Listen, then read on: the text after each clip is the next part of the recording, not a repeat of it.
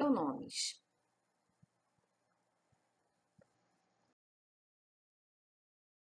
Pronomes são palavras cujo sentido é dado pela situação comunicativa.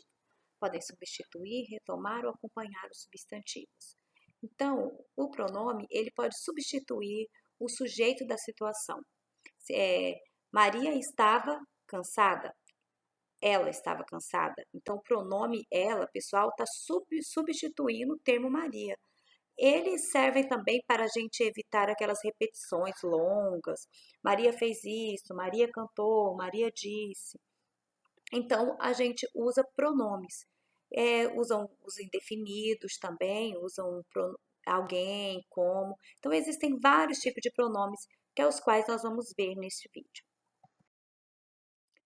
Eles podem ser pessoal, eu, tu, ele, nós, vós, eles. Podem ser relativos, podem ser indefinidos, podem ser possessivos, podem ser demonstrativos e podem ser interrogativos. Os pronomes do pessoal e oblíquos, eles estão relacionados a pessoas. Todos aqueles pronomes que estão ligados de uma forma com o ser, com a ação da pessoa, do sujeito da situação, são os pronomes pessoais, porque estão relacionados às pessoas. Uso singular, os pessoais são eu, tu, ele, ela. Do plural é nós, vós e elas. Os oblíquos, eles podem ser átonos, que são aqueles mais fracos, mais sem muita força, são aqueles mais a menos dentro da estrutura da língua. Ou podem ser tônicos, que é aqueles bem fortes, que são os que nós mais usamos. Os átomos são me, o te, o, a, lhe, se, nos, vos, os, as, lhe, se. E os tônicos, mim comigo, ti contigo, ele, ela, si consigo, nós, vós, nós conosco, vós convosco, eles, elas, si consigo. Esses pronomes nós usamos quase sempre, todos os dias no nosso cotidiano. Geralmente nós usamos mais os pronomes ligados à terceira pessoa, o si, por exemplo. O nos geralmente é muito pouco usado dentro da língua, talvez por falta de domínio da norma culta mesmo das pessoas. Aqui nós temos um exemplo de pronomes átomos, oblíquos átomos, e pronomes oblíquos tônicos. Como se observa na tabela, os pronomes pessoais oblíquos dividem-se em átomos e tônicos, estes últimos usados após a preposição. Observe. O médico entregou-me a receita. O médico entregou a receita para mim. Aí o me, usado como pronome oblíquo átomo, e o mim, usado como pronome pessoal oblíquo tônico. Nessas frases, os pronomes me e mim são oblíquos, pois completam o verbo entregar. Na primeira, o me liga-se diretamente ao verbo. É um pronome átomo. Na segunda, mim liga-se ao verbo com a ajuda da preposição para e é um pronome tônico. Então, sempre os pronomes tônicos, principais preposições que você usa com os pronomes a, com, contra, de, em, para, por, sem e sobre. Os pronomes pessoais do caso reto serão sempre os sujeitos da oração. Então, aquelas frases que falam assim, é para mim fazer o trabalho, é para mim pegar as frutas, mim. Por que não pode usar o mim? Porque os pronomes pessoais, eles têm essa função de caso reto, de ser o sujeito da situação. Eu sei tudo sobre pronomes. Tu sabes que eu gosto de chocolate. Ele fará uma prova amanhã. Elas estudaram para a prova. Então, eles sempre vão ser o sujeito.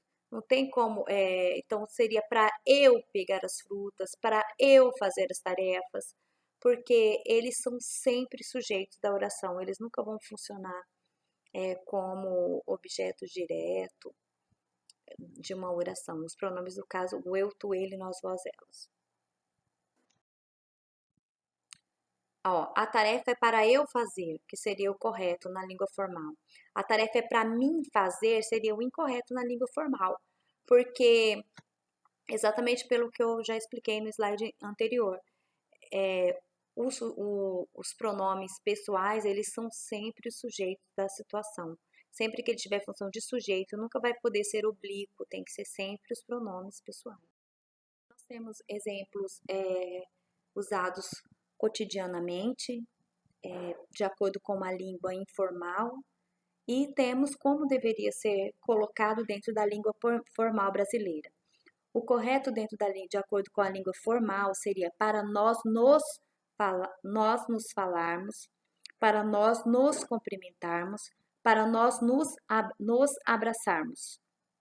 Geralmente as pessoas acabam utilizando muito o pronome na terceira pessoa no seu dia a dia, que seria para nós se falarmos, para a gente se cumprimentarmos, que junta uma mistura de singular com plural, porque a expressão a gente concorda no singular, teria que ser a gente se falar, ou a gente se falou, e não a gente, ou a gente se cumprimentou, e não a gente se cumprimentarmos. Quem misturou plural com singular e pronome na terceira pessoa vira uma situação complicada. Nós se abraçarmos também.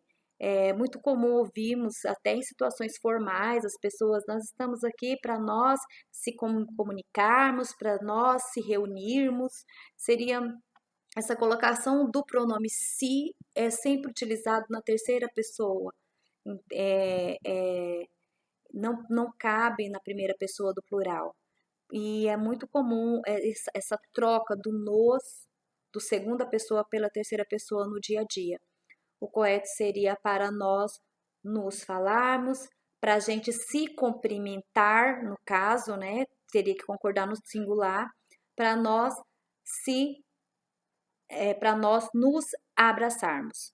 Então, fica a dica aí com essa colocação pronominal, é para todos que têm interesse de utilizar formalmente a língua brasileira.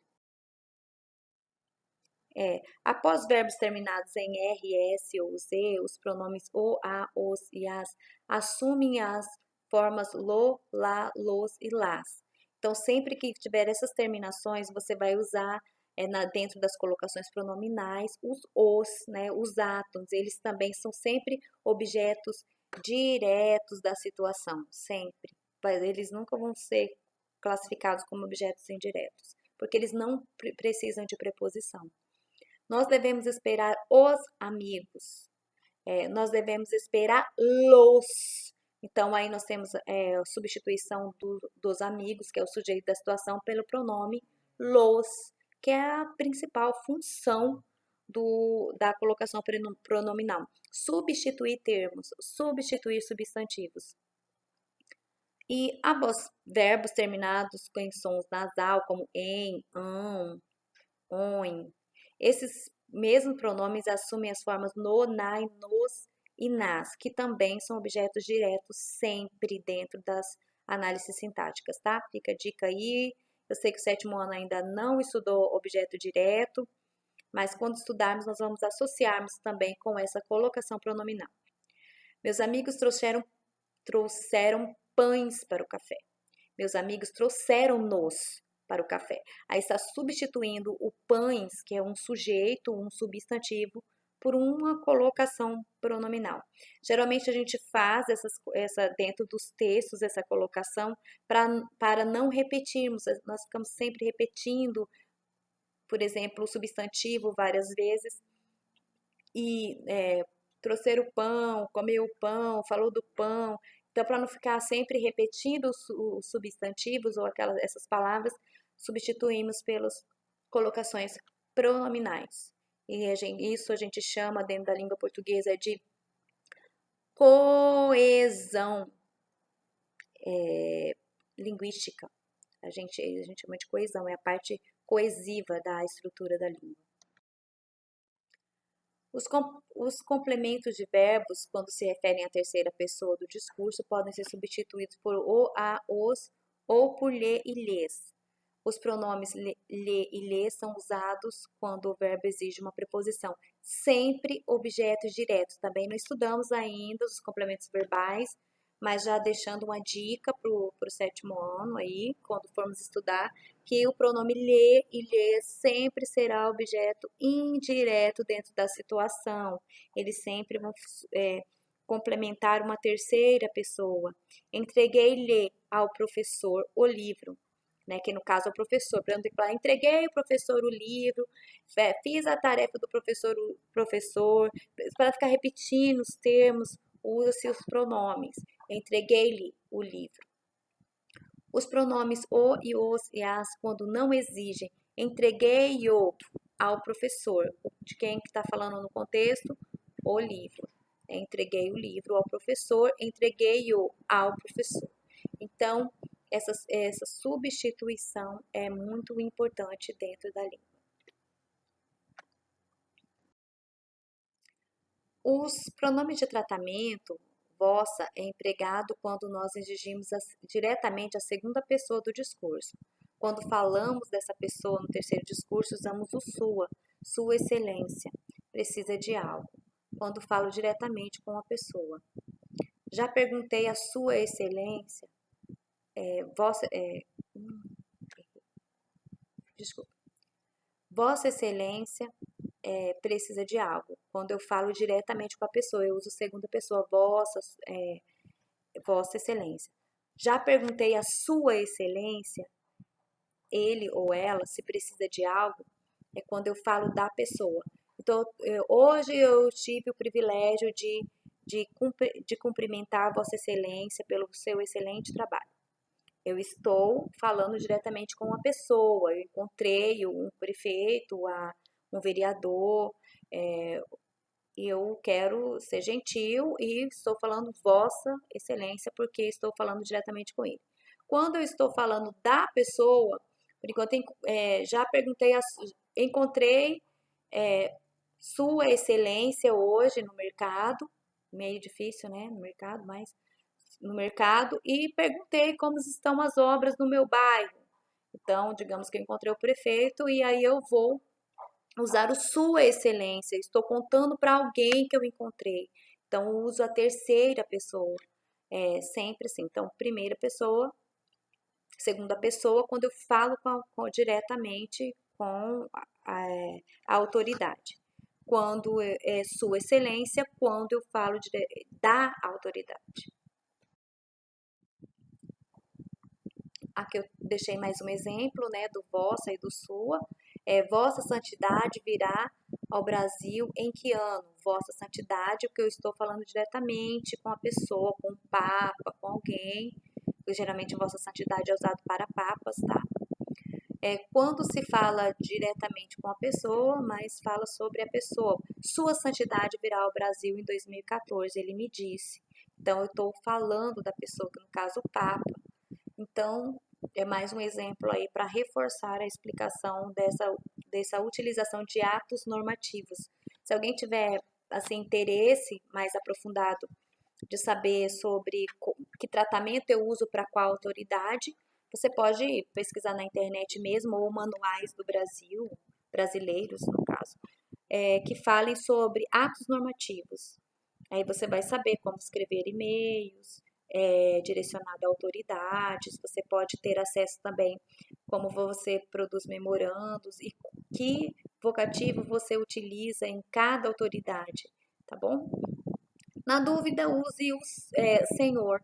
O Senhor, ele cabe a todos, quase praticamente todos os cargos dessa questão do tratamento. Tem dúvida, use o Senhor, Senhora. Está bem colocado, não tem problema nenhum, está dentro dos atos normativos. Geralmente, os atos normativos que exigem um requisito maior são o meritíssimo juiz. Para o juiz, você precisa usar o meritíssimo.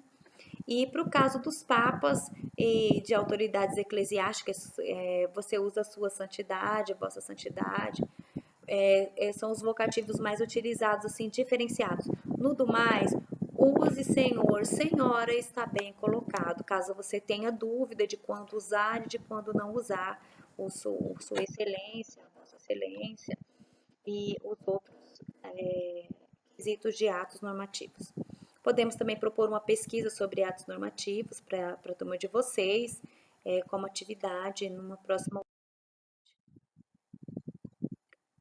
Os pronomes possessivos, os demonstrativos e os indefinidos. Os possessivos indica posse, meu, teu, nosso, tudo que indicar uma posse, estabelecer um sentido de posse, a gente chama de possessivos. Eu creio que é um dos pronomes que nós mais utilizamos todos os dias, né? O possessivo. Nós já somos possessivos por natureza. Todo mundo. O lápis é meu, o caderno é meu, o assunto é meu também. Então, essa possessividade, ela está cotidianamente no nosso dia a dia. Cotidiano já é nosso dia a dia, tá? Me desculpa. Está diariamente nas nossas vidas. São pronomes que estabelecem uma relação de posse, por isso é chamado de pronome possessivos. Sabemos que os insetos chegarão ao nosso prato. Esse é um exemplo que eu tirei do livro, né? Aí tem que ter a concordância, sempre vou usar o pronome que concorde, mas aí nós temos o nosso, que indicando a posse dos substantivos, do objeto possuído. Aí temos os demonstrativos, que é mostrar. Aí nós temos o esse, este, aquele. Este eu uso sempre para quando eu estou perto da pessoa, quando o objeto está perto de mim. Esses para quando está perto de com quem eu falo e aquele quando está distante de nós dois. Esse tipo de pronome indica a distância de algo em relação às pessoas do discurso. Além de lugar, os pronomes demonstrativos podem indicar a relação de tempo. Veja que aqui nessa tabela, por exemplo. Este, esse, e esta e isto é algo próximo ao falante. Referencia ao tempo presente, geralmente. Não consigo tirar este anel do meu dedo. Não posso sair neste momento. Então, quando se trata do presente, quando se trata de algo que está bem perto, eu uso este. Esse, essa, esses, essas e isso é algo próximo do ouvinte. Digamos que eu estou conversando com alguém e eu estou me referindo a um objeto que está perto dele. E refere-se também a tempos futuros e próximos, tá? Esse livro na sua carteira é o de ciências ou de português. Nesse domingo fizemos um passeio muito legal, ou seja, um tempo próximo, não foi uma coisa distante. Se eu uso nesse, se eu uso esse, é porque está próximo de mim, não está de com quem eu falo ou tempos próximos. Aquele, aquela, aqueles, aquelas e aquilo eu uso sempre para as terceiras pessoas, ou seja, algo bem distante, algo referente ao passado ou afastado de mim e da pessoa com quem eu falo. Aquela ilha fica muito distante do continente, então estou mostrando, está longe de nós dois. Naquela época você ainda usava fraldas, ou seja, um tempo bem distante. Por isso eu uso o naquela. Aqui tem mais alguns exemplos referente a essa colocação. Eu vou só ler. Os insetos estão presentes, prestes a chegar ao seu prato e são essenciais para o futuro da alimentação. Conheça 7 razões e 3 receitas que podem convencer você a encarar esse bichinho, do mesmo jeito que olha para o arroz e feijão. É um trechinho de textos aí para a gente localizar essa questão dos pronomes. A expressão esses bichinhos refere-se aos insetos já mencionados para retomá-los. Foi usado pronomes esses, porque o esses, porque como eu disse, a função dos pronomes é retomar, para eu não ter que escrever insetos, insetos, insetos de novo. Eu uso o esses, se referindo aos insetos, no caso desse trecho, que é a função pronominal. E esses porque é algo que está um pouco próximo de quem estava falando, tá? Já para antecipar algo, usa-se este, Observa, a humanidade terá de se acostumar com esta ideia, comer insetos. Então, esta e isso refere-se a palavras com ideias que ainda serão mencionadas. Esses, essas e isso retoma palavras ou ideias já mencionadas. Então, essas, quando eu ainda vou falar de alguma coisa que ainda vai acontecer. Essas também eu posso retomar algo que já foi dito no texto, tá bom? Aí, exemplos de algumas combinações de pronomes, né? O de mais este, que é o deste, o de mais esse, que é desse, o de mais aquele, que é daquele. Aí tem as contraçõezinhas que são necessárias dentro da língua portuguesa. Os pronomes indefinidos, eles servem para indefinir as coisas, os fatos. Nunca, alguém entrou no meu quarto ou entrou na sala, não se sabe quem foi. Todos fizeram uma atividade, não ficou identificado. Esse todos refere-se a um grupo generalizado, não tem como saber exatamente quem foi. Por isso a gente chama de indefinido. Ninguém fez a tarefa. Ninguém é muita gente, porque pode ser qualquer pessoa. A palavra ninguém, usada para fazer a generalização, é um pronome indefinido.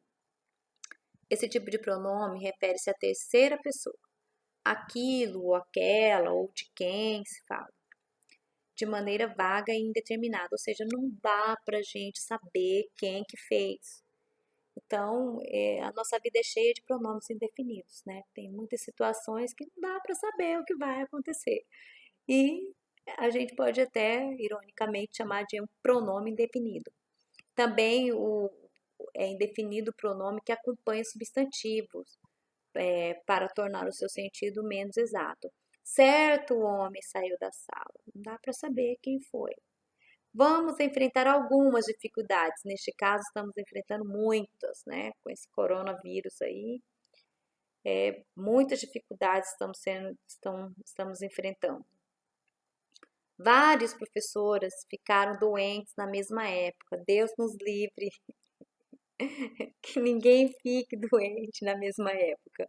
Mas várias, ou seja, não se identificou quais as professoras, né? Pode ser qualquer uma.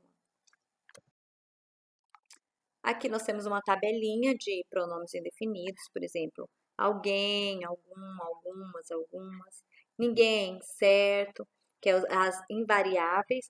Invariáveis quer dizer que não vai para o plural, não vai para o singular, não concorda com ninguém, é ele, pronto. Que nem o caso do alguém, ninguém, tudo, nada, cada, algo, outrem. As variáveis são aqueles que flexionam, se fica no singular, fica no plural, faz concordâncias com os sujeitos, algumas, todo, todas, todas. Até por isso que em alguns atos normativos as pessoas falam assim, boa noite a todos e a todas.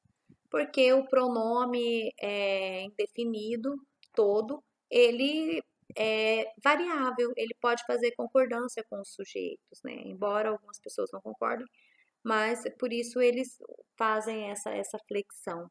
Mas dentro do ato normativo, a todos está bem colocado no masculino plural. Geralmente, de acordo com os atos normativos, se usa todos. Não tem essa necessidade de se referir todos e todas. Neste caso, fica a critério do falante, tá? É uma coisa pessoal, essa colocação aí. Um pronome variável também que é difícil de escrever e que as pessoas se confundem é o quaisquer. A palavra quaisquer, ela flexiona-se no plural normalmente, porque ele é um pronomes indefinidos, são variáveis, eles fazem concordâncias. Pronomes relativos. Ele tem função mais de substituir, de ligar, ó, são utilizados para conectar duas orações, além de substituir um termo comum, o qual se refere durante as frases, tá? Para não ter que ficar chamando, falando, ele substitui. Aí eu vou usar como exemplo o que é o muito usado, né? Um dos pronomes mais usados. Não conhecemos o menino saiu. Para não ter que ficar menino, menino, que evitar a redundância dentro do texto, você escreve logo: não conhecemos o menino que saiu. O que retoma o substantivo anterior, que é o menino, o sujeito da situação. E fica bem colocado. Pronomes relativos. Cujo, cujas, cujos, cuja indicam posse. Sempre que eu for se tratar de posse, eu posso usar esse pronome aí, tá? O estojo do menino caiu, o menino estava na sala, para não ter que ficar repetindo menino, menino, né?